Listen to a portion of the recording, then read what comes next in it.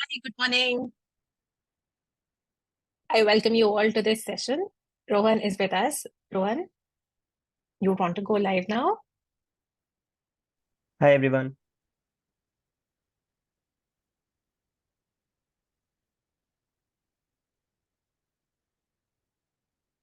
Rohan, you wanted to start with some questions. Yeah, I just wanted to gauge amongst the participants how many have already started their preparations and how many are yet to start. So if you can just type in the chat so that I can get a sense.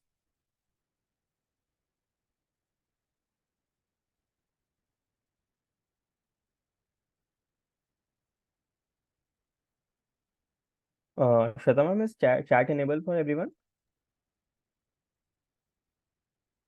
I will just check. Yes, chat is enabled for everyone. Okay. You can also run a poll. I can't see an option of a poll actually.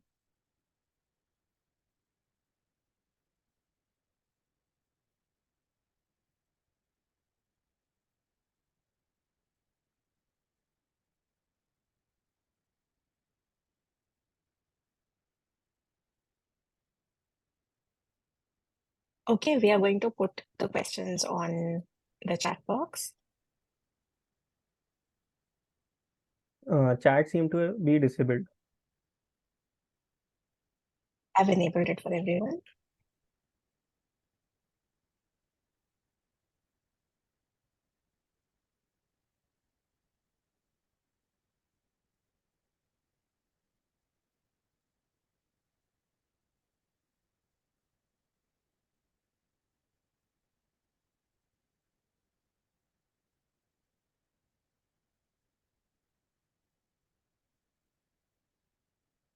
Good. So I think the chat is enabled. You can just type in if you have started, not started, or like how many times, how many months have you been preparing. So any of the responses works, just to get a sense what is the audience like.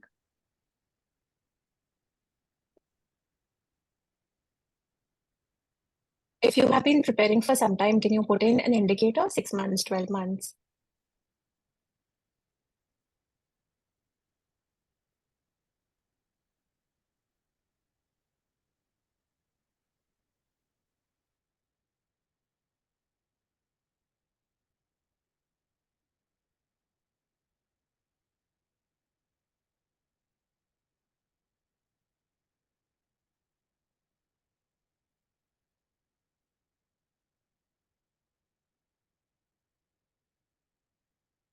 Great, great.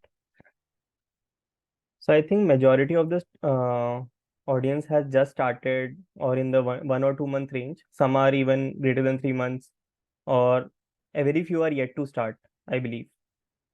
So that is a sense. So I'll keep my discussion along those lines only to guide, like to as a aid to your preparation currently. So let me just start sharing my screen. I'll briefly touch upon my journey and my strategy.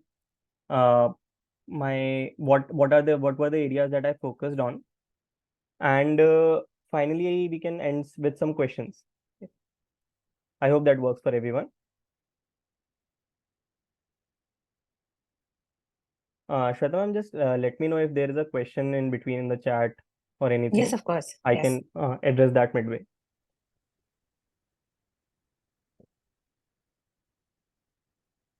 Okay, then I think we can start.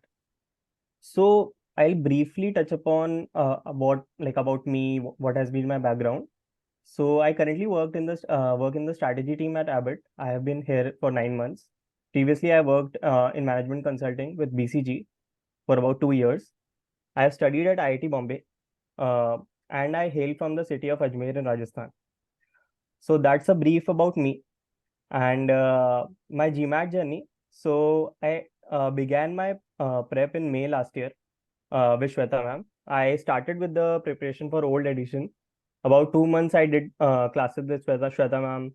Then the classes ended in July, and in the first mock itself, I was at the 760 mark. and I continued the momentum from July to October uh, by taking more prep tests, paper tests. I was around in the 760s only, but I wasn't able to gain confidence on the sentence correction. So in November, I felt that I should give Focus Edition a try. So that's where I started, like I pivoted to Focus Edition. And finally, within 1 month, I was able to give my first GMAT attempt, and I scored a 735, which is considered a 100th percentile. So yeah, that is a brief about my journey. I'll briefly cover what exactly is the Focus Edition, what are the sections and everything. So now the old GMAT is gone. So now the only option to take the GMAT is the Focus Edition. And what the Focus Edition entails is basically 3 sections, each of 45 minutes. So first one is Quant, second is Verbal, and third is Data Insights.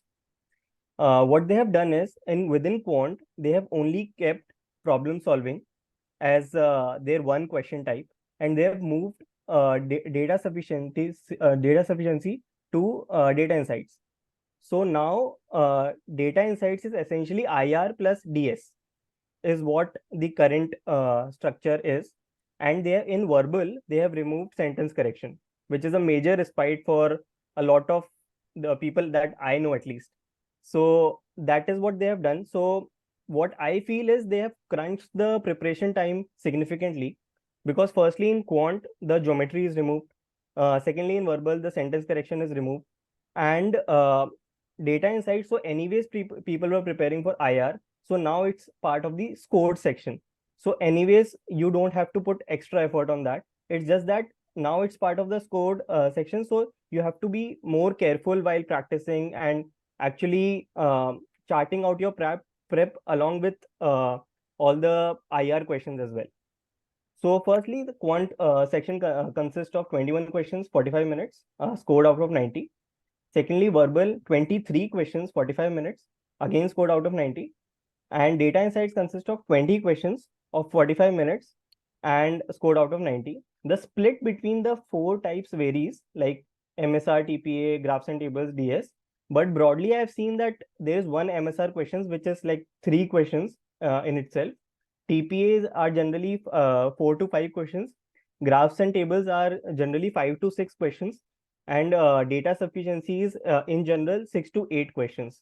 So that is what the broad split looks like for the Focus Edition. And also, I recently got to know that GMAT has again revised their concordance table for the Focus Edition.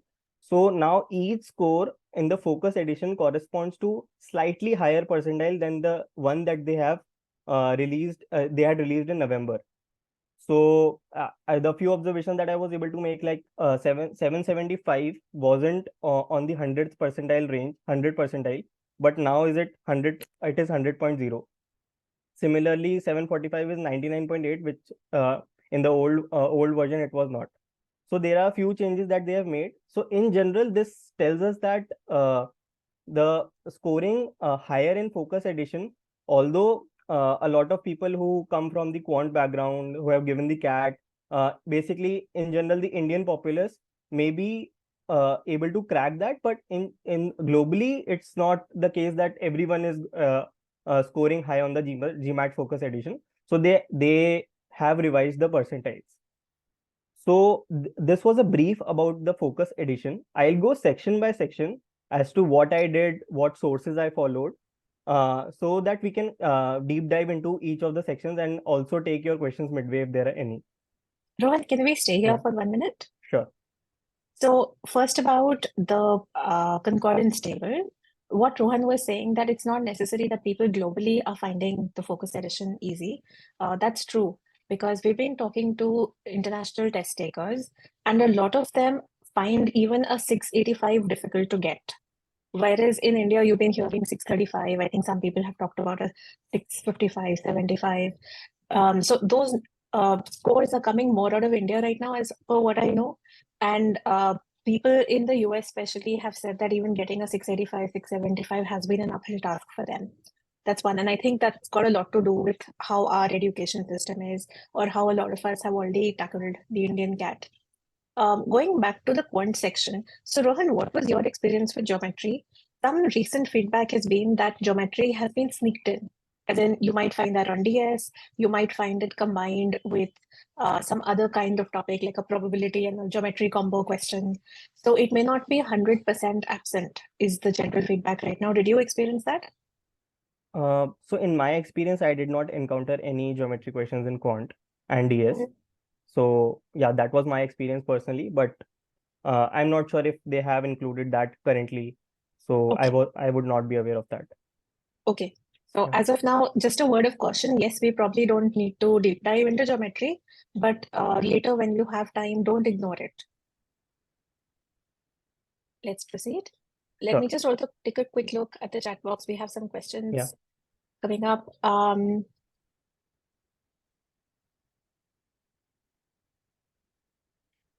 So Anurag is asking about the link. Anurag, do you know who has not been able to access?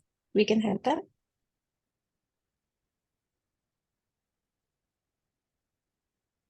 Chavi, we'll probably take up the question on CR and RC question count when we get to the verbal section.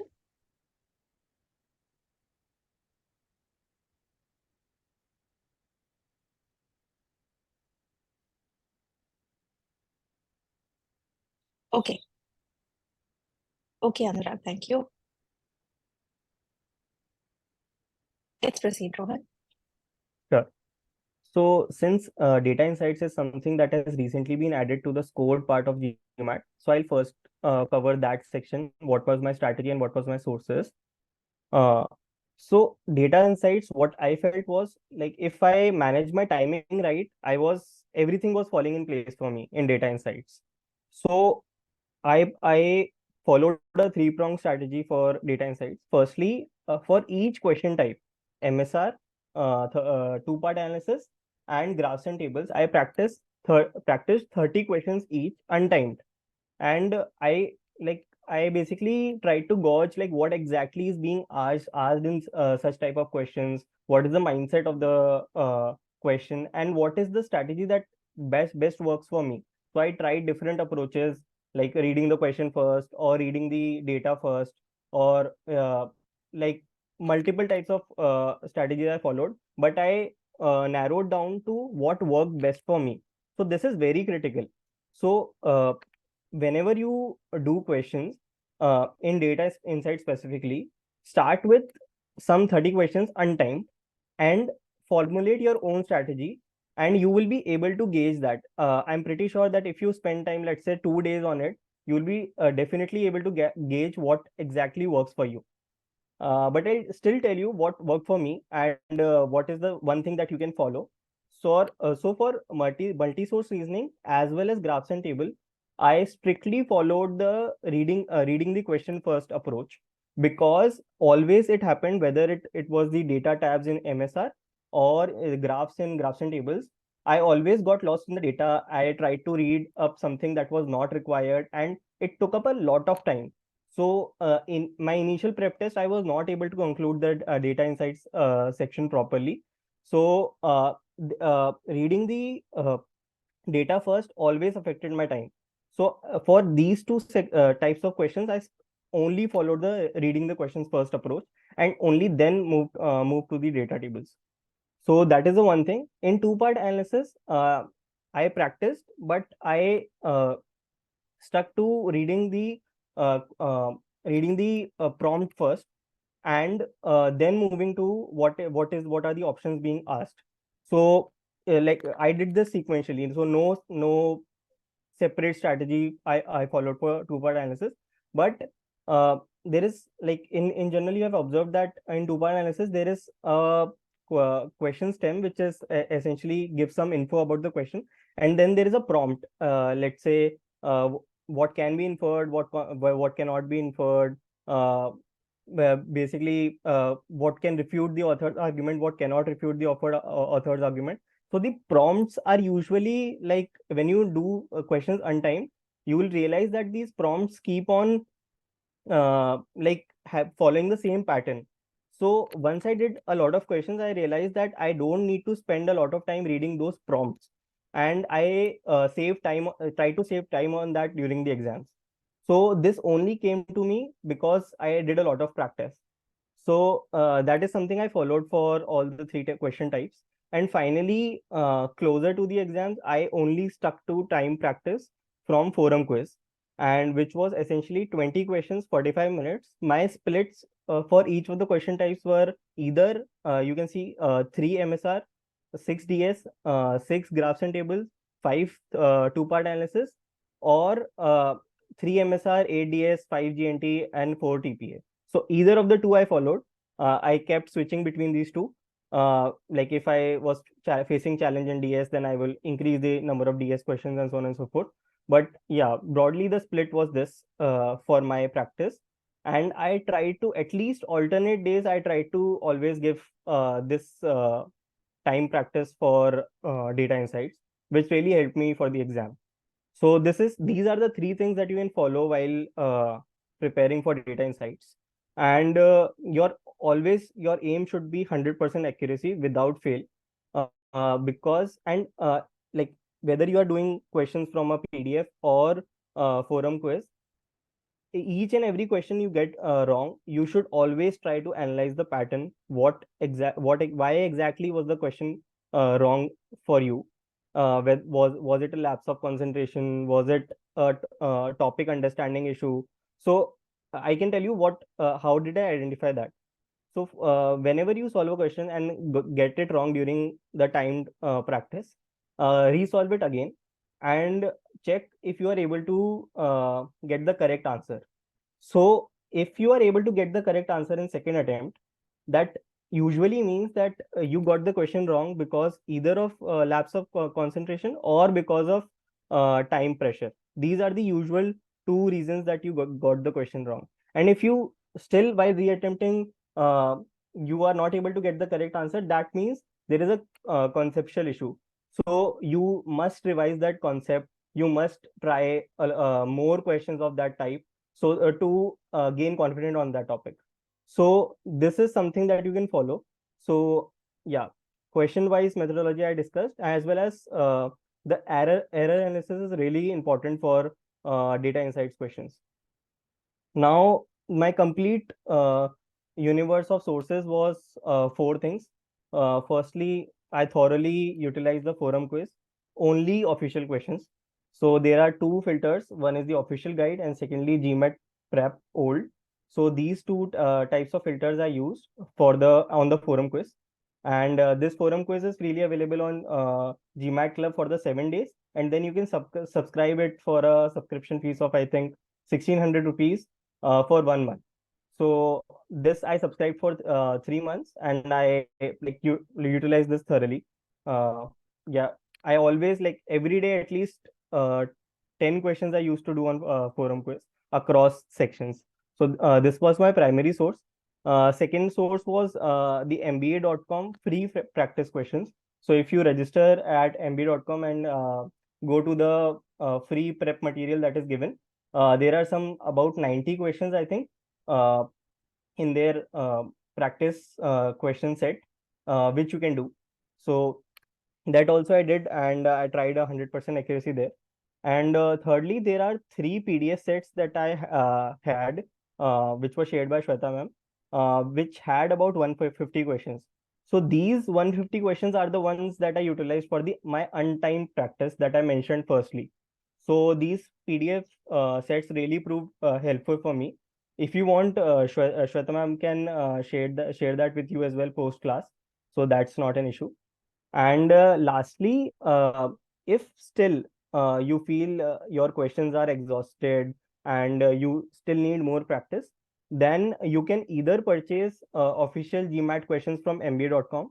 So that is a good source. But if you don't want to purchase that, you can try the forum quiz questions from different test prep providers, which is like I think Expert Global and like multiple test prep providers are there. So you can just like do not filter any source type, just attempt all the questions if you are exhausted with the official questions. So yeah, that was my broad strategy for data insights. I'm happy to take questions now on data insights. Shweta ma'am, are there any questions as of now? Yes, Rohan, there are Yeah, lots of questions. yeah, I think thank you for going first with data insights because that's where most people have questions about the Focus Edition. yeah. Focus Edition has, by including DI as part of the score, that has proved to be a game changer. And I think that's what is tilting the balance. Now, before I go to the questions which have already come away, I want to ask, do you have any question-specific strategy? As in, what would you advise people to do with respect to MSR, with respect to graphs and tables? Some experience that I want to share over the last 2, 3 months is that I wouldn't want people to not do justice to DS while they're doing the regular prep. So I found some people doing PS and then leaving PS out till the last minute, which I didn't think was a very good strategy. So I feel PS and DS should go hand in hand like old times because anyways, you're doing a concept, it's a good idea to cover both at the same time. The other thing I have found so far is not just over investment on MSR. Earlier, I used to think MSR is where people are going to over invest in terms of time. But surprisingly, as more started taking prep tests, I found that a lot of people are over investing in graphs and tables. They're spending 3, 4 minutes per question.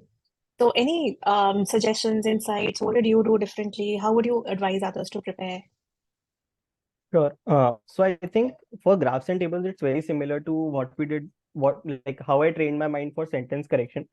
So even though you are tempted to read the sentence first, and similarly, even though you are tempted to read the graph first, like overanalyze the graph, read all the legends, all the datas, everything, the big paragraph that they give, like 5, 6 lines, read that, and you have given away 2, 3 minutes of your exam time to them, and that's really not helpful. Usually in graphs specifically, there is a drop down, uh, two drop down questions, and if you read that first, you can easily deduce what is required from the graph immediately. So if you read the drop downs first, both the drop downs, and solve them one by one, and try to deduce only that is required in the question, nothing else. So you don't have to master the graph completely, like you have to present that to a CEO. It's not the case. You have to just read the bare minimum for the from the graph to answer that drop down. That's it. So if you don't read the drop down first, you are like just giving up your exam time to GMAT. So that is one hardcore rule that you have to follow in graphs as well as in table. So tables usually the yes and no question is asked on the tables, and again the same strategy. So you have to read all the three questions first and only then go to the table, because only then you can realize what to sort and what not to sort. So yeah, graphs and tables is strictly question first approach, and a multi-source reasoning. So it's like I didn't have a very hardcore rule around that, because sometimes I found that, let's say, a couple of tabs are very easy to read and very quick to glance through. So I obviously like had a tendency to like just browse through what exactly is the topic about, because sometimes you might not be able to understand the question without knowing what the topic is about in MSR. But still, I would suggest that don't spend more than 20 seconds on the tabs. Uh, After 20 seconds, 10 seconds, or even 0 seconds, just move to the question. Even if you are not able to understand that, you will take something out of it, like 2 or 3 terms are being used in the question, and you will focus on that terms while reading the tab. And yeah, first question and then tabs. But as soon as you read the first question, you have to go through all the tabs together, because investing on the first question was the only method that worked for me. So let's say I'm investing 4 minutes on the first question, but if I invested that very efficiently, my next two questions would be done in 1 minute each. So that is how I manage my time in MSR. And yeah, what was the second question, ma'am? DS, how to prepare for DS alongside PS or later? Got it. So in this time practice, what I've mentioned, the split, 3 MSR, 6 DS, and so on and so forth. So like from my preparation strategy, I never like actually skipped DS, because even if I got one question in DS wrong, I ensured that I will practice 10 more questions separately in a time practice. So that was always my approach for DS. And I'm not sure if it's correct to say, but I found the DS of Focus Edition easier than the old GMAT for some reason or the other. I'm not sure why, but I was always able to solve the DS questions in the Focus Edition. But still, I never skipped that because in my time set, it was always a part. So, and I ensured that no DS question should get wrong. So, yeah, I never skipped that. Like it was inbuilt in my approach. Got it. Now, let me go to the questions. I'm going to pick up questions which are DI and DS specific right now. One question is, did you have 100% accuracy on DI? What was the variance in errors during mock tests? Sure. So I think I'll uh, can we park this question for my last slide because I am specifically discussing all my mock tests and what I scored across mock tests. But We'll do that. uh, yeah, we'll definitely discuss that in detail. But to give you a broad idea, I initially started with 4-5 errors, like 3 errors and 2 missed questions in DI in my first prep test because I was not able to get the timing right. But as I moved forward, I ensured that no more than 2 errors are happening.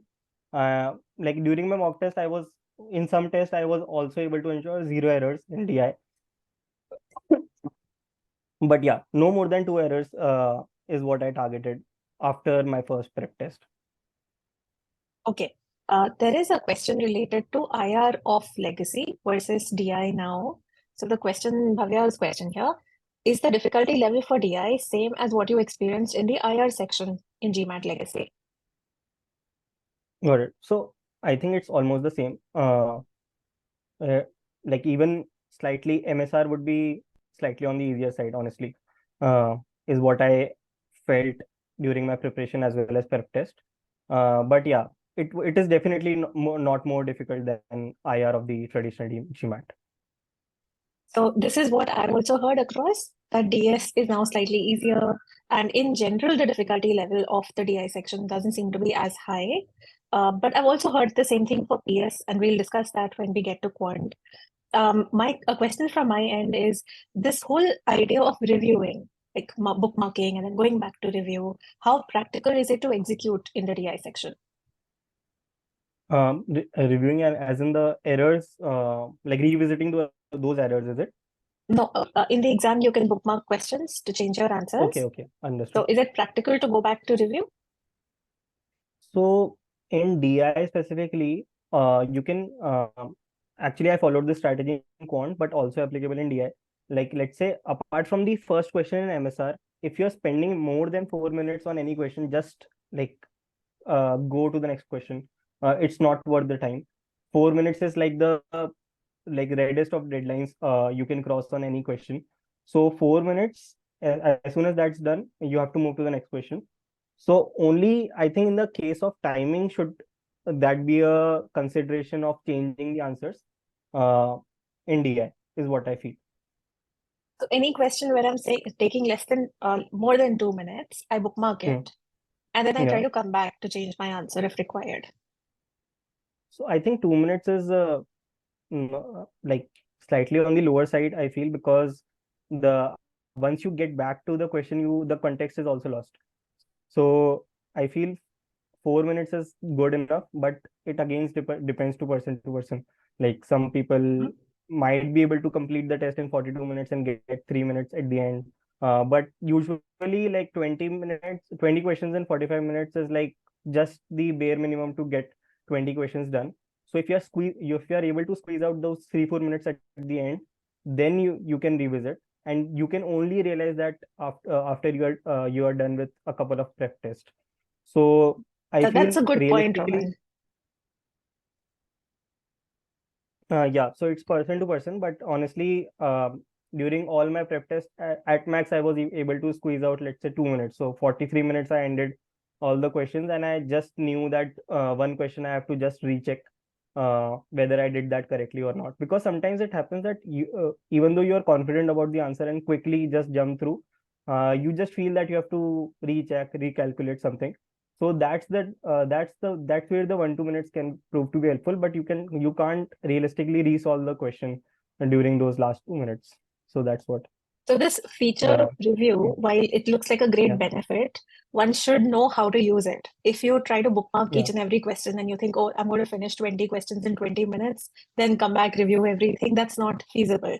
So you have to be smart about how yeah, you use the review feature. What I noticed so far is that if somebody got only one MSR set, which is 3 questions, and got, let's say, 6, 7 DS questions, that person was able to actually use the review feature because DS questions were largely done in 1.5 minutes per question. And so you had actually 5 minutes left to go back review. But if you get 2 MSR sets, which means 6 questions, and you get maybe only 4 DS questions, you're highly unlikely to be able to save time for review. So to keep your yeah. expectations a little low, not to bank so much on the review function is what I've seen so far. Would you agree with that? Yes, ma'am, definitely. Because we never know the split. We can be given two MSR sets as well. So yeah, like even in your time practice, you can add that six MSR questions in your prep test.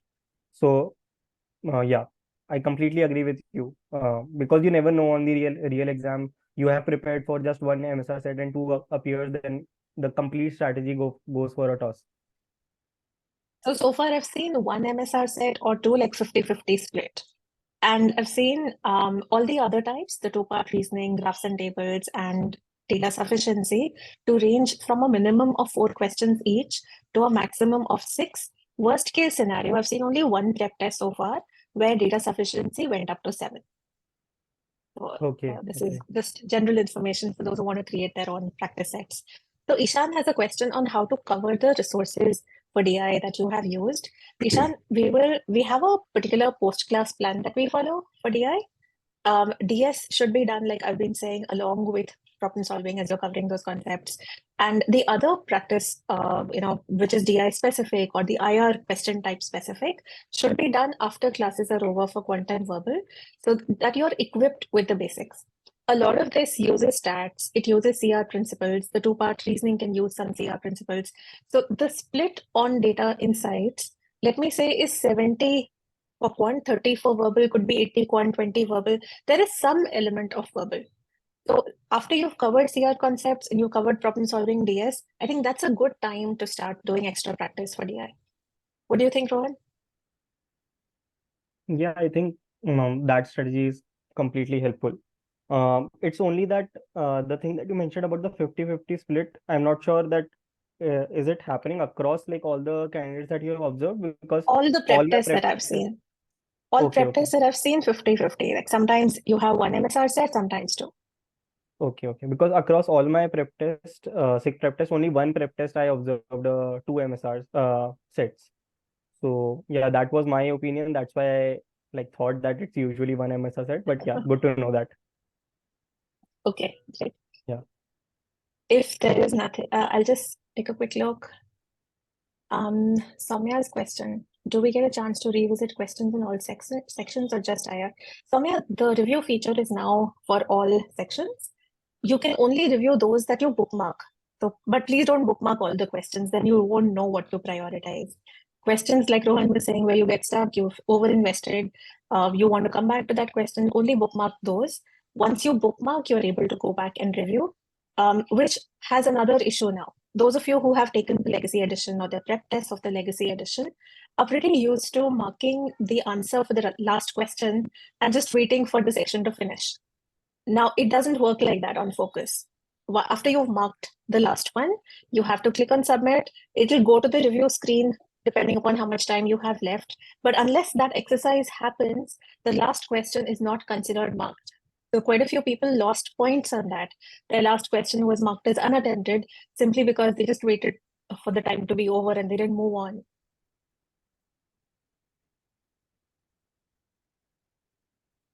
We have a Yes, question ma'am. from Ishan. Out of MSR, graphs and tables, DS, two-part reasoning, which type of questions are penalized the most? Rohan, any experience on that? Where do you have highest penalty? Um, Not sure on that. I think the highest penalty is obviously of missing the question. That's the only thing Yes. I observed. Like even if you miss one question, your complete scoring goes for a toss. So you don't have to miss any question at all. Like you have to mark something. That's only when you can ensure that your scorings are reasonable. But apart from that, I don't think there is particular question time that is penalized more or less. As far as like I don't know, I have not analyzed that. So I know where Ishan is coming from. In the legacy edition, we used to have a lot of this. No, SC has less penalty, RC has more. Then 2023 was weird, and CR seemed to have the maximum penalty, and so on. The best thing about the Focus edition, folks, is that we don't see all this crap happening. You don't have to worry about so much about what has more penalty, less penalty. You just have to focus a lot on speed and accuracy. So if anything seems to carry a lot of penalty, like Rohan said, is missing out on questions, and each answer that you're getting wrong, each question that you're getting wrong seems to have more penalty than the legacy edition. So to give you an example, if on the Quant section, earlier you could make maybe some 4 errors and still get a 50, sometimes a 51. You can't have those kind of scores now. Now you know that the section has scored out of 90. And if I make 1 error on DI or 1 error on Quant, I can get a penalty of minimum 1.5 points, what I've seen so far, and I've usually seen 2. So the penalty in general has increased. And for not attempting a question, I've seen penalty to the tune of 3 to 4 points at least for every answer that you miss. I hope that helps. Let's move to the next section. Sure. And just one thing I wanted to clarify regarding this adaptiveness of the test. So I don't know if that helps to know, but if you, let's say, bookmark 3 questions and you had attempted those 3 questions wrong at the very start of the exam, and you are able to convert those 3 questions into correct answers, and now all your answers are correct, that means you get 90 on 90, irrespective of whether you got the easier questions because of the first 3 questions getting wrong. So I'm not sure if it like how the test is getting adaptive, but definitely if you correct that answer, your like the you can definitely score higher. So Shweta ma'am would have a much better view on the adaptiveness of the test. If you, Shweta ma'am, if you want to comment something on that. So as of now, we don't have enough data to convincingly say that the test is not as adaptive as the legacy edition was. We also don't know the formula that they're using to, now that they've introduced this change your answer review, how is that factoring in on the adaptive nature of the test? Logic says that on an adaptive test, one way you're getting the score is out of the level of difficulty. How are you progressing? The other way is raw accuracy. So if you're able to correct a previously incorrect choice, you should at least get scored the benefit in terms of accuracy, even if you can't alter how the test adapted itself to your wrong answer earlier. But it is very difficult to know right now. I also believe that they have taken away some bit of the nuanced adaptive nature. Earlier, we knew that, okay, 3 questions or 5 questions or 7 questions make a set, and that's going to lead to the next set, the level of difficulty on the next set. But we don't notice any such clear pattern as of now. Yeah. So the reason, like where I was coming from was I like read a score debrief of someone on GMAT Club, and that person mentioned that he attempted 2 verbal questions incorrectly and changed them to correct answers and ended up scoring 90 on 90 on verbal. So yeah, that's where I felt that maybe the adaptiveness might not be very strict as compared to what we used to observe in the old edition. Yeah. Also, I feel that the level of difficulty is less volatile. Like we saw on the legacy edition, especially, I remember Quant, when we used to look at ESR graphs, the level of difficulty at times used to go out of the graph area. I haven't yet seen questions that difficult on any of the 3 sections so far. There's been no feedback that, oh, I got an exceptionally difficult question, like an 800 plus question. So I feel maybe the adaptive nature is not so strict also because the level is not so high. It could be more of moderate in general. Yes, ma'am. Could be true. Okay, let's go on to Quant Sure. now. Or what are we doing next? Verbal. Verbal or Quant? Okay, Yeah, great. verbal. Yeah. So verbal, essentially my error analysis as well as cross-referencing was very critical for me in verbal. So again, 3 things that I did to conquer verbal was firstly, classes, notes, revision. It is very critical to understand each and every concept of CR and RC before you start like completely going over the board practicing. The reason is that uh, once you have not mastered the topic and end up like delving into practice, your scores can plateau, because you can always say that like I'm always getting three RC questions wrong, or two CR questions wrong, irrespective of whatever you do. So it's because that you are not able to manage the time during exam, and that is happening because you are not able to figure out what is the question type and how to solve that question type. So it is very critical to understand each and every topic of CR and RC. And secondly, during classes, or like let's say whatever your prep strategy is, but ensure that you revise your notes at least 10 minutes a day in your initial prep stage. So like let's say 50% of the audience currently has just started the prep, or in the 1 month phase. So it's very critical to review your notes at least 10 minutes a day, whatever you can, like either CR or RC. Yeah, because the if the flow breaks, then everything goes for a toss. So that is the first thing that I did, like doing my basics for the verbal section. Then I cross-referenced the complete OG 12 and 10, and this helped me build the muscle memory around all the verbal sections. And also I cross-referenced for SC as well, no longer relevant, but yeah. So cross-referencing helped me firstly to build muscle memory around each question type, and that in turn helped me reducing my time during the exam. So that is the second thing that I did. And thirdly, the time practice sets. What I did on forum quiz was 13 CR and 3 RC split, 65 minutes, because I understand that every RC question is not strictly 3 questions. It can go down to, let's say, 7 or 8 questions.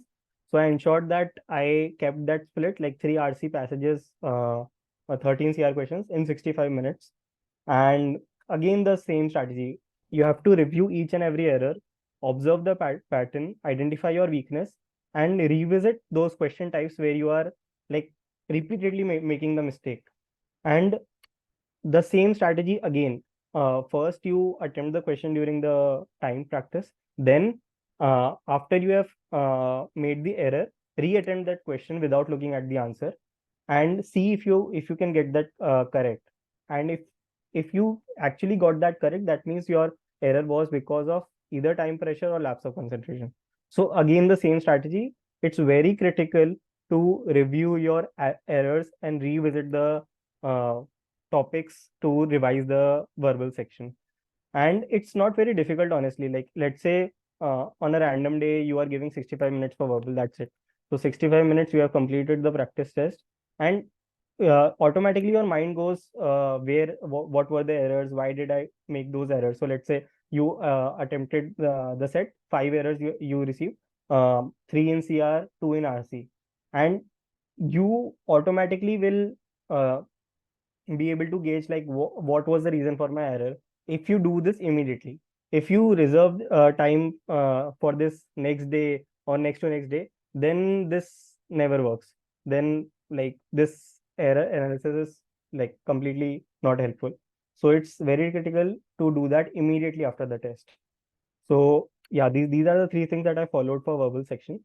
uh, Anything you want to add, Shweta ma'am, on the strategy? So cross-referencing, cross-referencing, cross-referencing. That's Okay. what I would swear by. But yes, what's very helpful to note is the analysis of the errors. Look, no matter how much you study, and I keep saying that verbal is not quant intensive, verbal is not quantity intensive. So it doesn't matter how many OGs you solved and how many PDF tests or how many quizzes you did. A lot of people say, oh, I have done all the OGs that exist. Why isn't my score improving? Because it was never about the number of questions. A lot of people also ask me, I have already solved all the material, so how is it going to help me to do the same material again? Again, it was never about the material. So the questions that you are doing, what approach are you using? One, that's critical. Number two, when I make errors, How do I analyze the errors? Do I explain away the answer? Do I say, oh, this was a silly mistake, I should not have done this? Now, why was it a silly mistake? I still don't know. So next time I see a similar question, I'm going to make the same silly mistake. So not explaining away something to yourself and really asking why. Now, what were the real points of elimination and selection? And if I don't know by myself, to seek those answers, please ask for a review session. And what we do in the post-class phase is so critical because we're going to look at all the questions that you're getting wrong and see patterns of errors, rectify those patterns of errors. That's very, very important. So no shortcut to verbal. Please don't treat verbal on the same lines as quant. In the sense, it's not about how many 100 questions I did. The analysis and the cross-referencing, they are critical to your score on verbal. Anything in particular, Rohan, do you remember from your prep? Anything you want to share? Sure. I'll just build upon the 2 points that you mentioned already. Firstly, is the very critical to understand that there is no ocean of source material that you have to cover for conquering verbal. So you can see that this is my complete universe of questions that I did. Only OG 10, 12, OG advanced, some 100 questions of 700, 800 level, and forum quiz I counted about 800 questions that I did. So overall, during my complete prep, I would not have done more than 2000 questions. It is just that each mistake I ensured that I understood what was the reason for the mistake. Initially, I always had a habit of brushing away that mistake, because always, like any 10 set of questions, I will always get two wrong. So that was my habit. And once I got those two wrong, I just completely brushed away that mistake. Like, oh, this will not happen again. I can't do this error. This is like, I always knew the answer, but somehow I take that incorrectly. But again, in another prep test, you will make two new errors, and then again you will think that these are not the errors that you will make ever again. But the making errors becomes a habit while giving time practice tests, and you will not realize, but in the exam, this habit of errors is actually replicated. So you should not be someone who like knows all the topics, can conquer, let's say, even like while sleeping, I give you one question, you can answer that one question, but any set of 10 questions you are doing, uh, you are always getting two wrong in the time practice.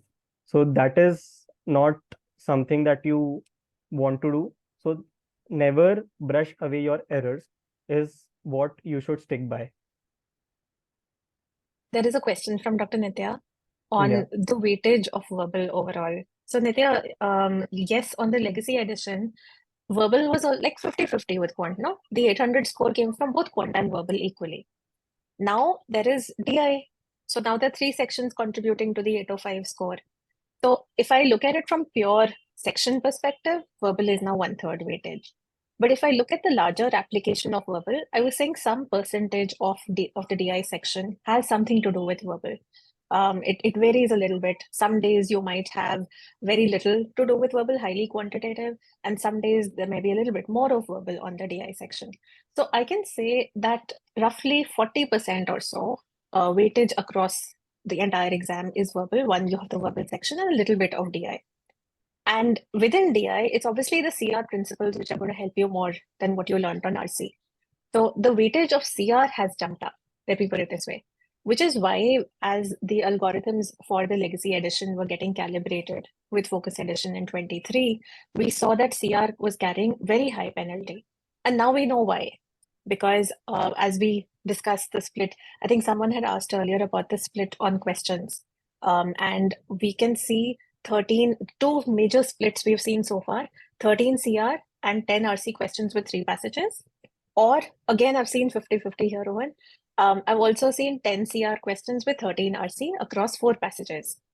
And what changed between the two patterns was that if there were only 3 RC passages, there were only 2 primary purpose questions, maybe even just 1. And when there were 4 passages, there were 2 to 3 primary purpose questions, usually just 2. So the weightage of the primary purpose question on RC has dropped versus the legacy edition. The weightage of CR overall in your score on the Focus has gone up. I hope that answers, Nitya, your question.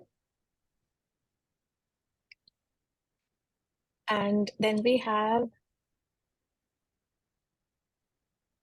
how to increase accuracy for hard questions. Rohan. Yeah, no particular answer on that. Okay, so hard questions, which question type, CR or RC? It's a generic question.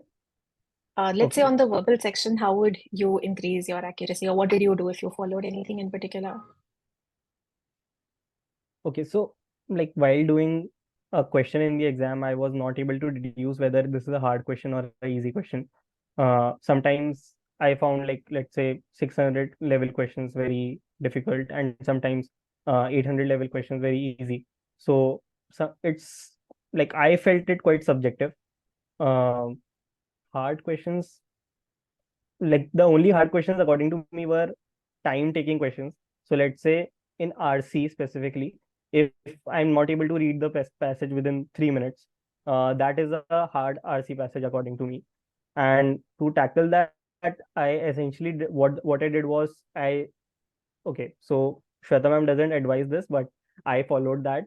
I did LSAT questions, which are very long, let's say 5, 6 paragraphs, and very difficult to read. Once I read, like kept like did I think 20 questions of LSAT, high difficulty. I my mind makeup became such that I treated the RC passages as easier because I was like increase my reading speed, able to read the difficult RC passages. So specifically, all the hard questions according to me were the questions that were time taking. And again, to tackle those during the exam, if the question is taking more than 4 minutes of your time, let's say not non RC first question, let's say the second question of the RC that you attempt after the reading the passage, if that is taking more than let's say 3 minutes, 4 minutes, then you have to skip the questions and revisit the question. Same with CR.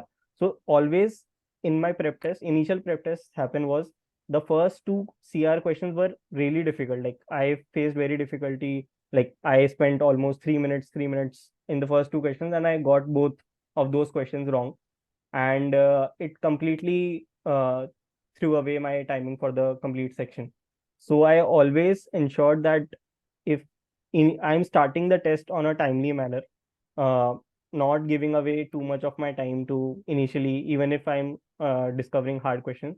So the only way to tackle those hard questions would be to skip those questions for the end if you feel that is taking a lot of time. So, and apart from that, um, yeah, apart from that, there is no like new strategies which you can uh, do for hard questions. Yeah, that is it, Shradha. So I think I would like to combine this Yeah, with Abhinav's question. Abhinav is asking about yeah. what to do with a mental block on something that is unfamiliar. Abhinav, I think that applies to both CR and RC. You can get a passage or a question stem that looks unfamiliar. And exactly what Rohan was saying, that is what could contribute to making the question hard for you.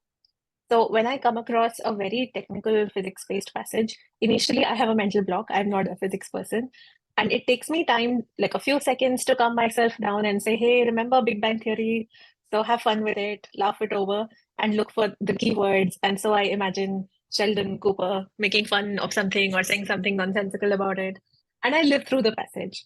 Similarly, if you come across something which is sociology or psychology based, you might get put off. Now, so what is hard to read is subjective.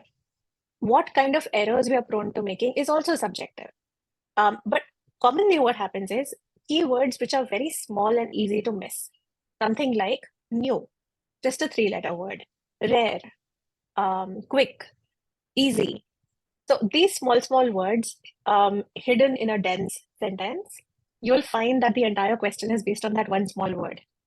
That's what makes the question difficult.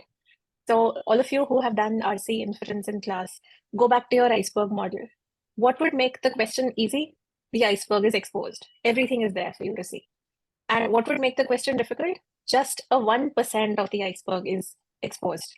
So that one small thing is what the question is based on, and then it becomes difficult because it's easy to miss. So in my experience, how to tackle hard questions on verbal boils down to my awareness of those important minor, small, cute-looking structural keywords. And that happens across RC and CR. I hope that helps. Should we go on? Sure, ma'am. Okay. So Quant, the only method of conquering this is to practice, practice, practice, and ensure that you make no errors.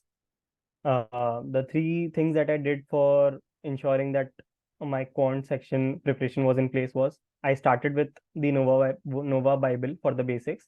I just tick marked the topic that I think would be difficult for me, or I would want to revise because I haven't studied up about them since long. So I just tick marked, let's say, 6, 7 topics. One was so like I think everything related to number properties, division, divisors and all.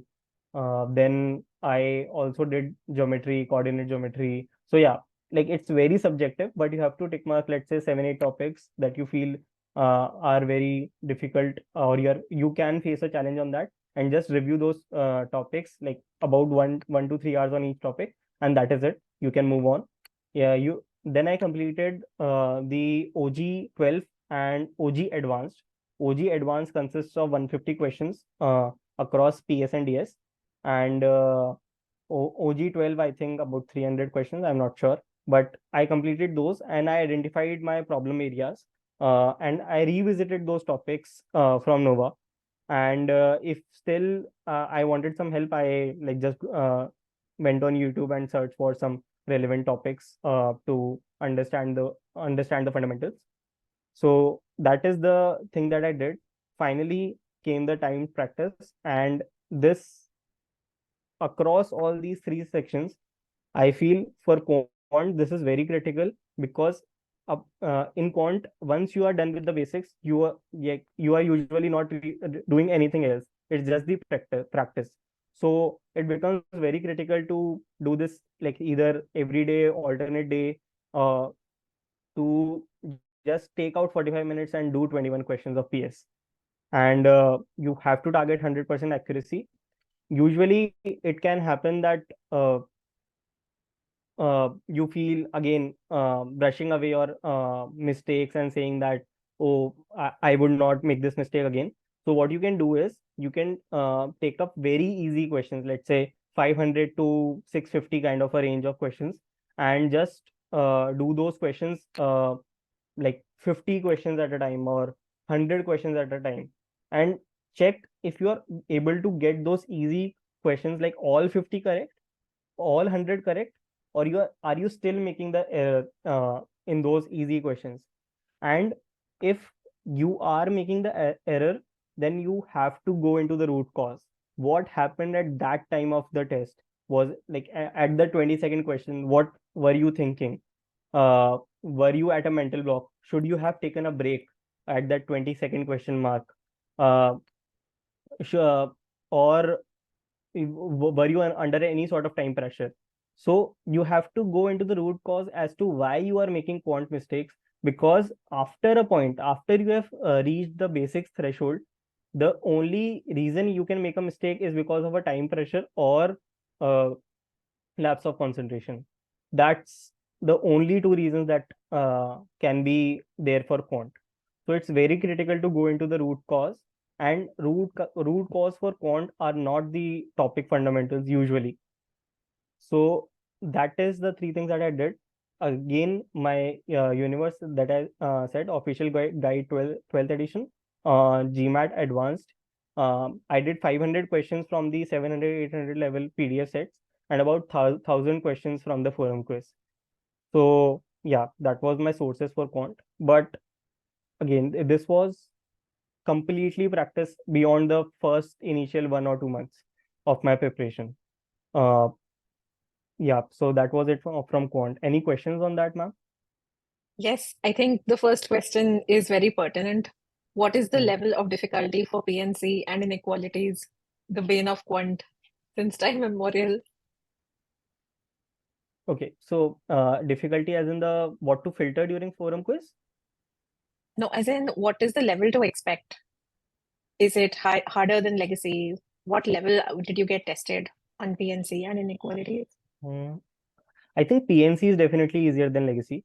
Mhm. Inequalities, I feel at similar level because I didn't face any challenge in the legacy edition as well, but definitely not more difficult. And yeah, so uh, I think PNC and inequalities, you will not face an issue in focus edition if you have if you practice regularly. Uh, is there any particular thing about inequalities of PNC that usually trouble students? Like I'm not able to understand because I usually found those very manageable during exams. Okay, so whenever we've hosted open house Yeah. doubt sessions, the topics most in demand are inequalities, number systems, PNC, probability. Everyone seemed to have a problem with these topics. And geometry also was popular in terms of doubts, but now that's gone down. Okay. So is it regarding not knowing the method or not able to understand a particular topic, or is it just that it takes a lot of time? Like which of these two? Well, I think time taking is one, and the other is that historically also most of us have been uncomfortable with these topics right from school. Okay. So I think then you can take help from all the teachers at Catamount Lab. So uh, or you can visit YouTube. There are some really good channels which explain the basics of PNC and inequalities specific to GMAT, which you can understand. Uh, I think uh, going each, let's say a combination, usually combination questions are the most common in PNC. And yeah, doing the basics and practicing each of those types of PNCs is helpful. And secondly, in this PDF set of 700, 800 level questions, the PNC questions are really difficult. So if you can just by heart those all the types of questions that are discussed in the 700 level PDF set, I think about 60 questions are there in this PDF.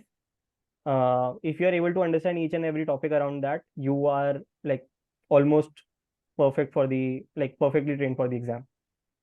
Because in my experience, my accuracy on those sets was about 80%. So yeah, they were really difficult. So yeah, you should focus on doing those PDF sets if you want to do the most difficult types of PNC questions. Avya, we share the PDFs with you later once you finished the basics of Quant. The other question is, Kushagra is saying that I also noticed a higher weightage on algebra on focus. So this is interesting, Rohan. Some people came back and said, I think there's more arithmetic happening on focus. Some people came back saying there's more algebra happening. Is that a fallout of geometry not being there? And now they have 21 questions. Earlier, if we think back to the focus, the legacy edition, you had 31 questions split across TS and PS. So PS was probably what, some 17 questions. And now you have 21 of PS minus geometry. So where are the extra questions getting accounted for? Okay, so I wasn't able to go into the type-wise analysis, which are the topics which are being most tested on. So I'm not sure on that one, honestly, because I never went into the topic-wise analysis of the quant section. Okay. So Kushagra, Yeah. I've heard both. Some people come out saying there's more algebra, some saying more arithmetic. And I think it's just a function of now that there are more questions.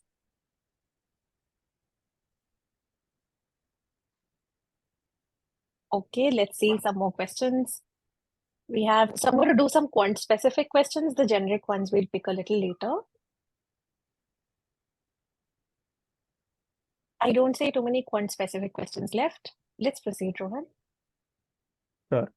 So now I think a lot of questions initially were surrounding around what were the my scores leading up to the exam, or what were the mistakes that I did section wise. So I want to cover this holistically uh, in this slide. So as you can see that uh, I mentioned it earlier that I started my focus edition transition in November, and within 1 month I was able to give the exam. Uh, I attempted my first prep test on 26th November.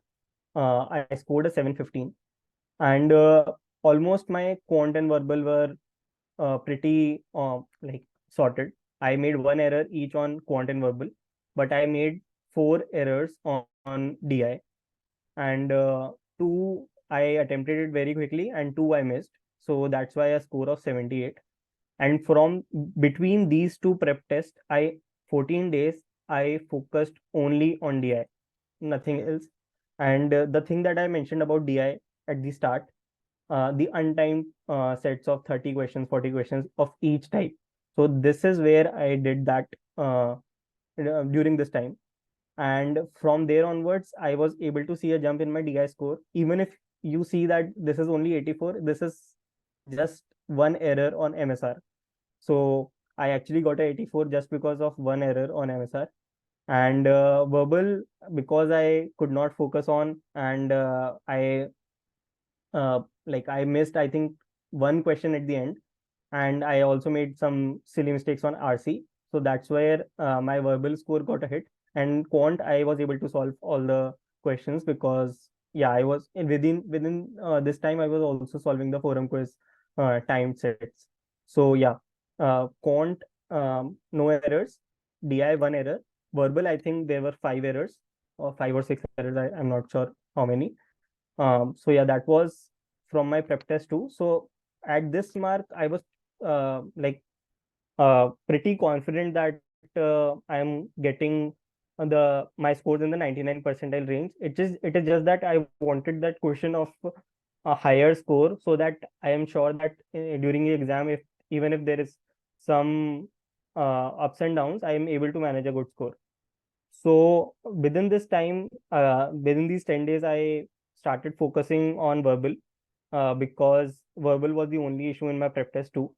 But what happened was I was not able to do quant questions, and I mistakenly missed the last question in quant, and that gave me a score of 83 with no other errors is what I can recall. So I missed one question and it gave me a score of 83. And verbal I only attempted I think two or three errors, and DI again one error in this. So that gave me a score of 695. So this was really like daunting for me because I had prepped a lot and I was consistently like even during my old edition preparation, I was at the 760 mark always. And first prep test was 715, but I scored a 695. So that's here is when I got into the details of like what I have to ensure the bare minimum to get that cross that 99 percentile range. And so I dwelled more into the what is the scoring happening at the back end. Uh, why certain things like why I am getting a less score even I'm if I'm preparing completely. So from between the prep test 3 and 4, I figured out that quant and DI, uh, if you cannot afford to make any mistake, and even Shweta ma'am would have told you a strategy for 755, let's say, uh, zero errors on quant and DI and four errors on verbal is what gets you 755. So this is what I ensured that I reworked on my quant timing because I missed one question in prep test 3. So I just like 5 6 prep timed sets of 45 minutes I did. And I in my prep test 4 I was able to ensure that I made no errors in quant and DI, and in verbal I made I think four errors. So that's where it gave me a score of 755. And now I was pretty confident that I have got the question and I've got the uh, score to actually give the exam. And this is when I registered for the exam. And after that, yeah, I only focused on my prep test and my forum quiz. So yeah, the remaining two I reattempted prep test 1 and 2, and surprisingly I got no repeat questions. So all questions were new for me in prep test 1 and 2. So essentially I got I did six different prep tests before going into the final exam. And yeah, so last two tests 715 and 735. And finally I gave the exam on 25th December, Christmas Day. and this is when I got a score of 735, which is exactly the same as my last prep test score on 24th December.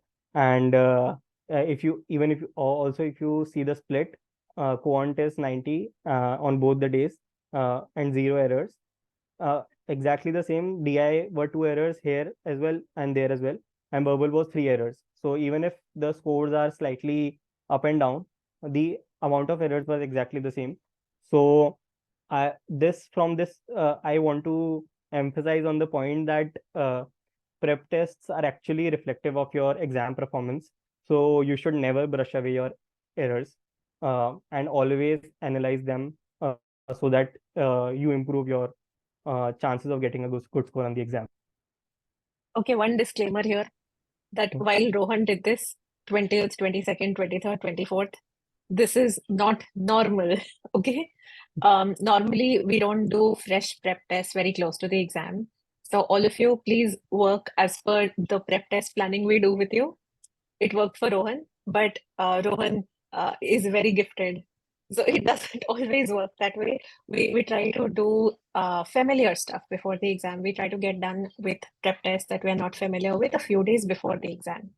But that apart, there are lots of questions for you now, Rohan. I'm going to first try to go to questions which are test specific, mock test specific. And then in the end, if everyone permits us to stretch further, we will look at some generic questions. And why is this discussion important? I want to re-emphasize why I am stretching. Now we are already past 12:15. Is that each error?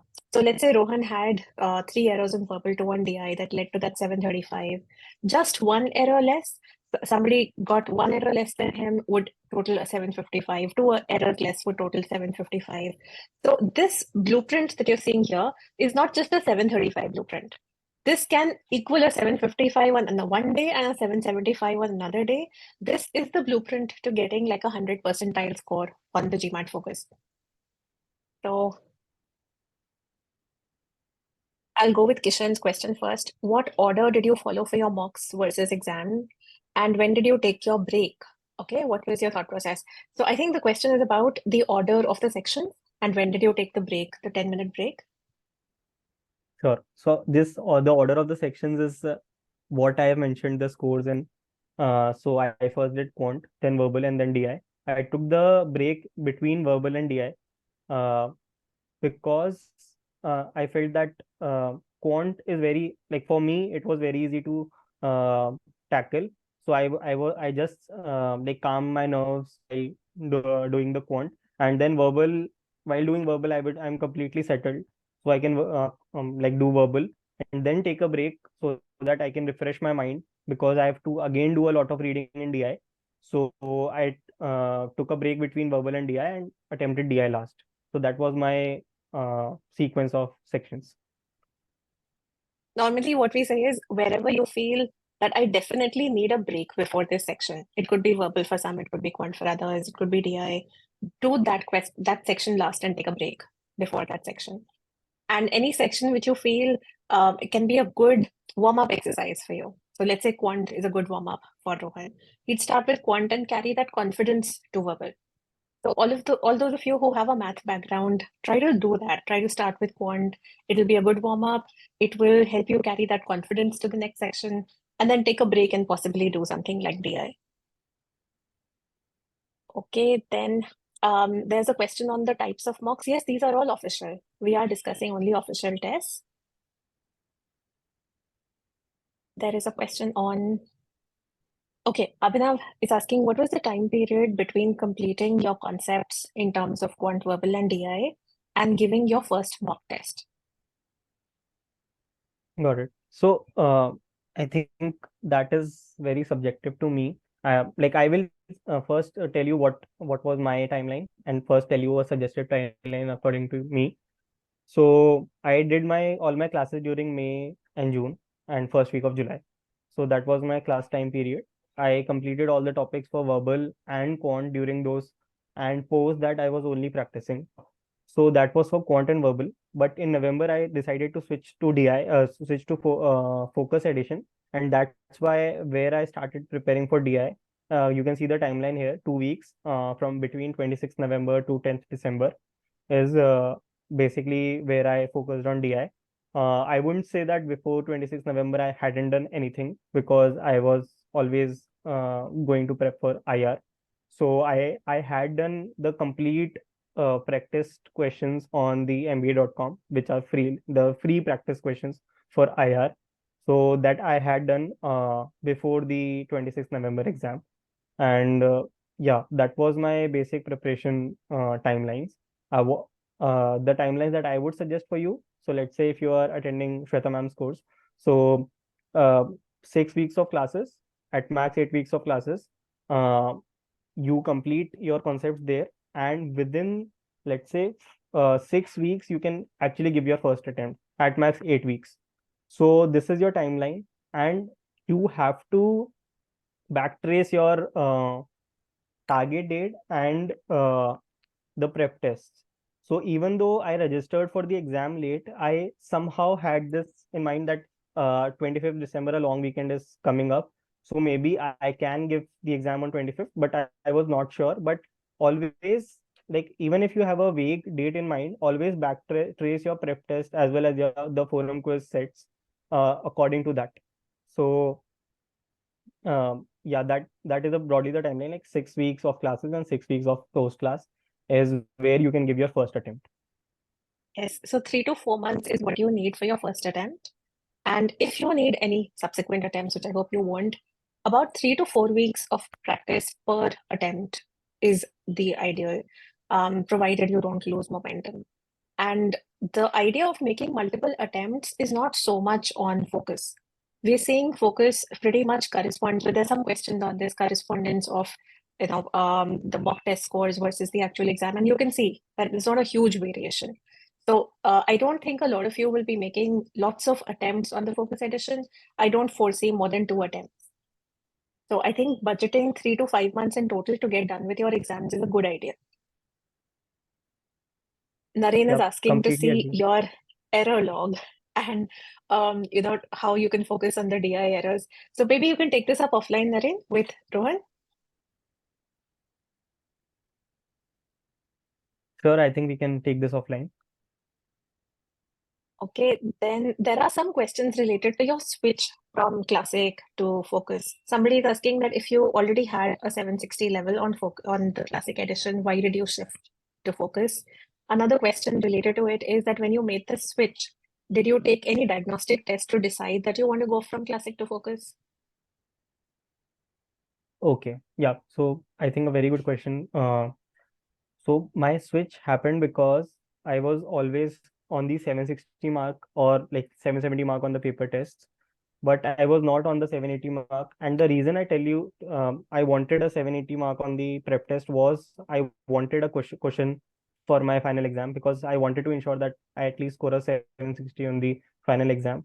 And the pattern of errors that I was making was Quant, I was able to get the 51. In verbal, most, like, I was at the 50% accuracy in SC. So even though, let's say, in some prep tests I was able to get all the CR and RC questions correctly, my SC accuracy was 50%. So I I I always felt, if by chance during the actual exam, let's say I encounter a very difficult RC passage or a very difficult couple of CR questions, then anyways my SC accuracy is not very high, and coupled with some errors on CR and RC, then my score will significantly go down. So that was where my hesitance was.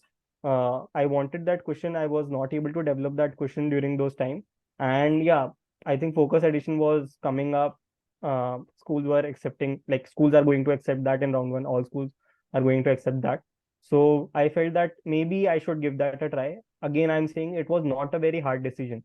So at the 26th November mark, I was very well into my mindset that I will give my first attempt of the old edition only. But I realized that this focus edition exam is actually better suited for me. So yeah, I continued my momentum on the focus edition only after that. So it was initially not a very hard switch. It is just so happened that I gave that a try, and that continued that momentum after that. So earlier we used to get this question, do I do GMAT Focus or the Legacy Edition? And we had various ways of choosing. But now the most pertinent question is it GMAT or GRE? Now that we just have the Focus Edition. So I have a simple formula now. If CR is a weakness for me, I hope we made it clear by now that CR has massive weightage on the Focus Edition. So if CR is a weakness, please do GRE because GRE just gets 1 or 2 questions of CR across verbal. If CR is a strength, please do GMAT. Okay. Let me move to other questions. So Yugworth wants to know how many practice tests did you take in total? And there are others who want to know if you did any other practice tests apart from these, or if there are others to be recommended. So I want to take that up first. See, we don't do non-official stuff for GMAT as far as full-length tests are concerned as far as possible. Rohan has been talking about doing forum quizzes on GMAT Club, which is good enough as sectional test practice. We also have a lot of retired official tests, which we use as PDFs for sectional practice, particularly for verbal. So unless I exhaust all these prep tests, I've made 2-3 attempts, and I desperately need more tests, it's not a good idea to do full-length tests from outside the official sources. I hope that helps, Deepti. So, Yugworth, you can see through this that Rohan took all 4 of the available practice tests and he repeated test 1 and 2, which were new for him. He got all new questions. So, effectively 6 tests. How we normally plan this out is we budget for 2 attempts. So, in attempt number 1, I'd say, okay, do prep test 1, 2, maybe 3, leave 1 test. And then for another attempt, you can repeat 1 and 2 and maybe do test 4, which you haven't done earlier. So we'd like to leave 1 or 2 tests as buffer. Okay. Naman was asking about how should you work on your conceptual base if you have a problem with quant basics. Any hints there? I think Nova Basics is something that I stuck to. There are a couple other channels that I followed for the some basic concepts that are usually tested in the GMAT exam. So there are some videos from Vizako on GMAT Quant, which I just randomly searched on YouTube and was able to find the solution of that particular question type. So yeah, these were the 2 things that I followed for the basics for Quant. I think now the GMAT Focus Edition is a great equalizer as far as quant and verbal are concerned. Earlier, with the Legacy Edition, the belief was that if I have an engineering math background, I can probably take care of quant on my own. Now that we are fighting for each point, accuracy is so important. Jan onwards, we have made quant virtually compulsory for everyone to study with us. And we are, instead of doing just verbal, we're doing both quant and verbal in class. So that we are not leaving any stone unturned. We want to ensure that 100% accuracy. So 100% accuracy, conceptual clarity on quant is more important than it was for legacy. And there is nothing that you can brush under the carpet. At CBSE level, we might say, okay, I don't like PNC, I will do less of it, but we can't do that here. Okay, so there's a question on, did you give the exam online or offline, pros and cons? Sure. So I gave the exam online, and I faced no difficulty at all, honestly. The invigilator was very cooperative, no disturbances, no asking me to be within the frame, disturbing me in the exam. So nothing of that sort happened for me. But for that, I ensured that I replicated all my exam conditions, which I come to that in the next slide. But I ensured that I'm giving my prep test on the exact same time which I'm planning to give the exam in. Room exact same room conditions, lighting, and yeah, breaks, I'm taking the breaks according to what I would be taking in the exam. So yeah, I ensured that all that is happening. I opened the Zoom meeting while giving the prep test, and kept the audio on, video on, and the recording on, because this white light also affects me because someone is watching me. So to remove that fear, I actually opened the Zoom meeting while doing the prep test as well. So yeah, and all my okay. So this I should have mentioned in before as well. All my practice as well as prep test, I was only writing on the whiteboard with a marker. So this helped me ensure that nothing new is happening for me in the exam. So whiteboard, marker, everything. So like assume that each prep test is actually your each attempt of the exam. Only then you can ensure that complete your score is replicated, your experience is replicated, everything is replicated. So and yeah, if you try to do try to start a Zoom meeting and give a prep test, you will like be accustomed to being within the frame. So yeah, that so no trouble would happen during the exams. Any other challenge that people usually face in the online edition that motivates them to shift to the center? So on the legacy edition, we had one issue that you can't cancel your score, but then now you don't need to. One great change with the Focus edition is that irrespective of whether you take it online or offline, you can report just one score at a time. There is no historical scorecard. So it doesn't matter. The cancellation of scores has become irrelevant. Okay. Two, the problem with the legacy edition online exam was that you did not get an ESR. Now, irrespective of online, offline, you're going to get a detailed score report and it's included in your exam fee. You're not buying it separately. So there are a lot of things which have changed for the better with the coming of the Focus edition. So there should be no preference. And if I were asked for a preference, I would always do this online at home at a time that suits my body clock. I don't want to travel to an exam center. I don't want to expose myself to all the 10 factors which are beyond my control, meeting people, engaging, but that's just me. The only thing that probably scares somebody away from the online is I don't want to take responsibility for my internet, the technology aspect. So if that really scares you, please go to the test center. You don't want to feel responsible for the technology aspect of it, the logistics. But if that doesn't scare you, please take it online. Now there's no other difference. Yeah, Samya, even the the score cancellation is irrelevant because you get to report only one score at a time. So you don't want to report a score, don't report it. You apply with just one score. The historical scores of all your attempts are no longer on the scorecard.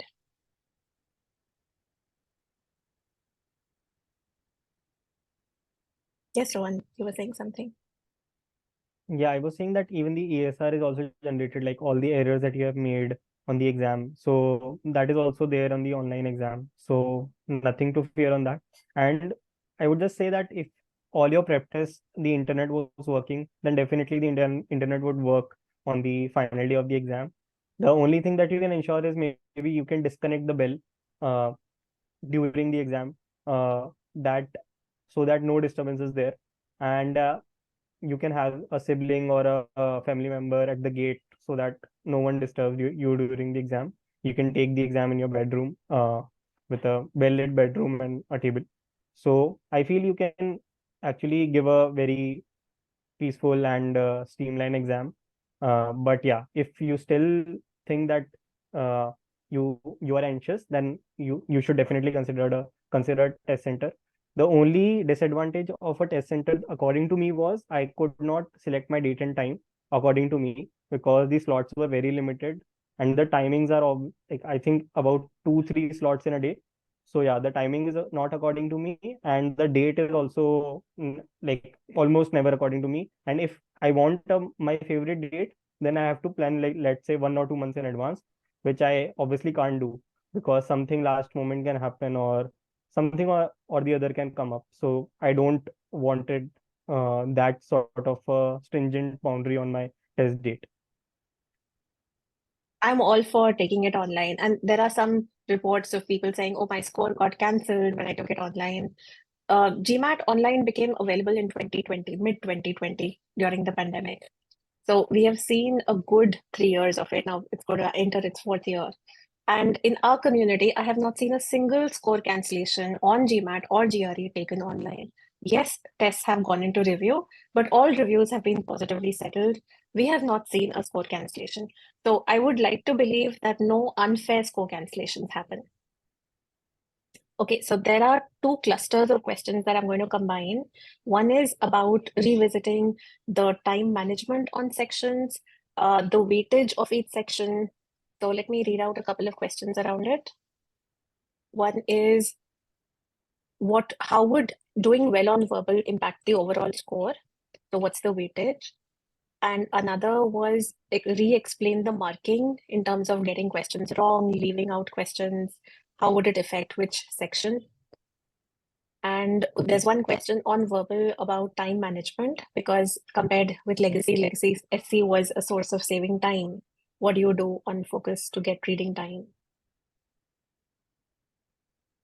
Okay, got it. So I feel firstly regarding the errors and which errors to make and which errors not to make, missing the question is like heavily penalized across all sections. So you should never even think of doing that. You should never miss a question, firstly. And secondly, as I said that the quant and DI errors, according to me, are heavily penalized. So I feel that you should focus on 100% accuracy in quant and DI. And if you follow this template, let's say 0 errors on quant and DI and 4 errors on verbal, then you'll definitely get a 755 or above. So you should focus you should focus on ensuring your split of errors is like this in the actual exam, in the prep test, in the forum quizzes, so that also happens in the real exam. So that is where the errors come from. And thirdly, regarding time management, so I feel the per question time is slightly increased from old to new GMAT in verbal section, uh, which provides some leeway, a very minute but some leeway on the question, on the timings. But I think there is no like objective answer to manage your timeline, because some people might read fast and complete the RC easily. Some might find CR easy. So it's very subjective according to you. But at the same time, you should ensure, let's say, if you're taking more than 3 minutes on a question, like initially, if you're taking first two questions, 3 minutes each, then definitely your timing will go for a toss. So in such cases, like through your prep tests, ensure that you have a hard boundary on each and every question type. Let's say RC passage, you will not spend more than, let's say, 4 minutes reading a passage or a 3 minutes reading a passage. In CR question, let's say you will not take more than 3 minutes in answering the question. And if you are taking more than that, you will bookmark and revisit the question at the end. So that is something that you should like have a hard boundary on, and only then you can ensure a good timing on your verbal section. So let me put it this way, that if weightage is what you're worried about, how do I get a high total? GMAT Focus is high on quant and DI in terms of weightage, because each question, each wrong answer is going to carry a lot of more penalty. To put this in perspective, what I've seen so far, every wrong answer on quant DI attracting a penalty of 1.5 to 2 points. So you make 2 errors, you can land up with an 86, sometimes even an 85. But on verbal, generally the penalty is in the range of 1 point to 1.5 maximum. I haven't seen too many sections that I've evaluated where the penalty on verbal was 2 points or more, which is why Rohan is saying that you can probably get away with 4 errors on verbal. You can't do that on quant and DI. And if I want a total which is 735 and above, I have to be close to 100% accuracy on any two sections. If it's not happening on quant and DI, then any two sections, any combination. But the other has also got to be above average. The score ultimately has to be close to 84, 85, even for the third section. Okay, so the other bucket of questions is around how did you manage time? So there's a question on improving lack of concentration. How did you spend time after office hours? How did you balance GMAT prep with work? Somebody asked, did you take a sabbatical? And yeah, those are the personal questions on how you planned your prep. Sure, I think that these set of questions perfectly lead me to my last slide, which are the execution or the best practices to achieve your target score. So everything that we discussed till now, so almost 90% of the candidates taking the GMAT would know. Let's say many candidates study for the GMAT, all of them know the strategy. Even all the sources are freely available across platforms. And a lot of students taking the exam have exceptional academic background. So what makes the difference? It's the very basic that make the difference. So like even if I keep telling you, and you'll at the end of and at the end of the session will tell me that, oh, there was nothing new in the session, or I got to listen nothing that was significantly different from what I already know. So it's the actually the execution. It's just sticking to the basics of regularity that makes a difference in such exams. So three things that I want to focus on, which I ensured to do while preparing for my GMAT. One thing was to be regular. And how did I do that? I blocked 6 to 8 p.m. every day within office. And I sat within office after office hours, and just like took a separate meeting room and studied there for 2 hours without any disturbance. I either tried to do two practice sets, let's say quant and verbal, 45 minutes each, and then review of errors. So either that, or I reviewed some basics, I cross-referenced. So that was the time, but like religiously allocated 2 hours every day within office, because on weekdays it is very difficult to like get even half an hour of prep time. So the only thing that you can do is like block time within office. And secondly, yeah, like if you go to your home, have dinner, and watch TV, and then sit, then you will always sit at, let's say, 11 or 12 p.m., and your mind is exhausted, and you can't like your study will not be effective. Even if you study for 2 or 3 hours, let's say 3 a.m., it will not be effective, and it will not help you towards your final score, because GMAT is not a cramming exam. It is just building up your muscle memory, your acumen to do solve problems without errors during the exam. And that can only happen if you are uh, like sticking to the basics, having good regular practice. And sometimes initially what I encountered was, I like since I felt that sitting to study is itself a very big task, because a lot of things are going against you during a work day. Let's say some additional ask came up, or something or the other that's taking your time. So the mental barrier to start to study is very high, because your mind can't just like make up your mind to sit for 2 hours. So what I did was, in the worst of my days, where my complete time was occupied, I always started with one quant question, and I just made up my mind, like even if I did one quant question for the day, I am through with my day for GMAT. And it always happened that one quant question always gave a good feedback loop to me.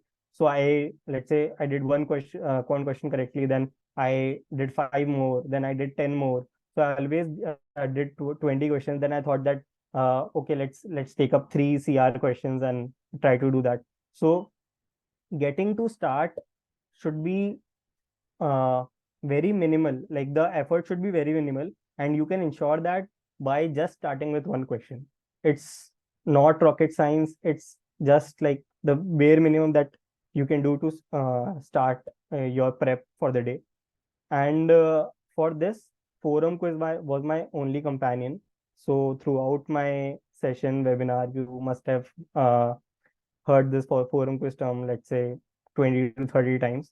But I can't emphasize this enough, like how much I utilize this resource to my advantage, uh, to just like do one question at a time and be done with it. So yeah, that really helped me according to me for my prep. And secondly, as I discussed, you have to replicate your exam conditions uh, throughout your prep. So all your practice should be timed. You have to by heart all the sectional number of questions and the time that is allocated to you. Uh, you have to utilize your prep tests very strategically. If you don't utilize your prep tests, then your GMAT attempt becomes your prep test and a costly prep test. So you have to utilize your prep test thoroughly. And as I mentioned that during exam, you have to like ensure that you keep a Zoom camera, mic recording on while giving a prep test. You have to use the whiteboard marker only while writing anything, so that that doesn't take up a lot of time. Even like the erasing part. So I actually try to guesstimate how much time it takes to erase throughout my quant and DI, and it actually takes up 3 minutes of my uh, complete section. And you can think of that as a disadvantage, but I always thought of that as an advantage, because it is giving me a break after, let's say, 2 or 3 questions which I anyways require. So the erasing time is actually giving me a break. So you can think of it like that. And you should only stick to official questions, because especially in quant, you can encounter very difficult set of questions which are actually not very important. And yeah, so you should always stick to official questions. And we have discussed this before as well. You have to work backwards to your target date. So let's say you are giving an exam, let's say 5 weeks from now or 6 weeks from now. You have to slot your weekends, weekdays on what prep test you will give and work backwards. You have to chart your prep plan. You have to chart what topics will you revise, what you will not revise. And even if that doesn't end up materializing, so let's say you have a test prep target score of 755 or 735 before giving a GMAT attempt, and if that doesn't materialize, don't register for the exam. You can take 1 more week, but you should be stringent on at least for, like, let's say 80% of the time while working backwards. So let's say 6 weeks from now, so 4 weeks you should religiously follow, or 4 or 5 weeks, that you will actually be giving the exam on that day. Last day something happens, like maybe some extra work can come up on the from office, which you can't manage, you can't take a leave or anything. So that can happen, and that's fine. No, the clock is not ticking like a time bomb. You can take your time, like 1 week is no big deal. But uh, whatever time you take, you should just like work backwards towards it. So yeah, these three basics, if you can follow, it's more than enough. And probably me saying this, you again would have heard this from someone else as well. But execution is what makes the difference while in an exam like GMAT. And there are some habits that you can ensure. So let's say any physical activity, whether it's exercising or playing a sport, actually helps you in sections like quant and DI. It's not something that you give 4 hours and be done with quant and DI. If you exercise for, let's say, 1 hour and then attempt a quant or DI section, then obviously that will be much better attempt. And it's just like sharpening the X. So I feel that you should engage in some physical activity at least twice a week, and then sleep. So I know for many of you the timelines might not work out, but if you can ensure a 7 hour sleep every day, then you can actually build a good habit leading up to the exam. And before exam, you have to ensure a 9 hour sleep. Only then your brain would be capable enough to handle the anxiety, the time pressure, and everything related to the actual exam. So sleep and exercise are very critical for the exam. Yeah. So any questions on that? Like, we are done with the slides and everything. Any further questions? I'm happy to address them now. So, Rohan, there are a couple of related questions. Before that, yes, exercise is very important. It releases pheromones, the happy hormones. So, and it of course helps you burn stress. So, please exercise. One question is about the usage of the marker and the whiteboard. So Samya, to respond to that, yes, there is going to be a difference. Like Rohan was saying, it amounts to a 3-minute difference on the section, the erasing time. What is a constant, in my opinion, is the thin-tipped board marker. Whether I'm practicing on paper or board, I would always keep the pen the same. And the difference between in-person and online is that online you work on a small whiteboard, and in person you get a laminated sheet. But the thin tip marker remains the same. It's the same erasable marker. So please don't get a fat tipped marker because that's going to use up a lot of space. Get a thin tipped one. And if possible, either practice on laminated sheets or the whiteboard so that you're replicating those conditions constantly. And Rohan has been talking about the importance of replicating those conditions while practicing. And Rajat has a question for you. Did that 6 to 8 p.m. block happen during the classroom phase or post-class phase? So it was post-class phase.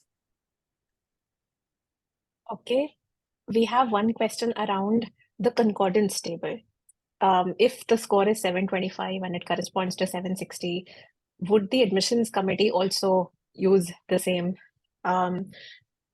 To this, I want to say, do you know who owns the GMAT? GMAT is owned by the GMAC. Okay. Who is the GMAC? They are the Graduate Management Admission Council. Who are they made up of? 200 MBA colleges. So basically, the GMAT is a product of the MBA colleges. If they don't accept their own concordance table, then who will? So yes, they have no choice. They have to accept it. Also, A lot of people don't know. A lot Yes, of Rohan. people would anyways be attempting the focus edition only. Like, I know that some of the top candidates always plan in advance, let's say 2 years in advance, leading up to the B school applications. But a lot of people still go last minute and give the exam before the round. So let's say you have time till from Feb to September for first round, and a lot of people would be giving the focus edition only in that time frame. So the admissions committee might get applications, let's say a 60% focus edition applications and 40% old GMAT applications. I'm not sure of the split, but if they are getting such a high volume of focus edition applications, then obviously they will have to have some concordance in mind, and this is the only official concordance that they can refer to, which is provided by the GMAT. It is possible that the concordance evolves over time. They are working on it as per what data they're able to generate with people making more attempts. So I think the percentile understanding will vary with time. But in general, how scores are interpreted, that may not vary. Any other questions?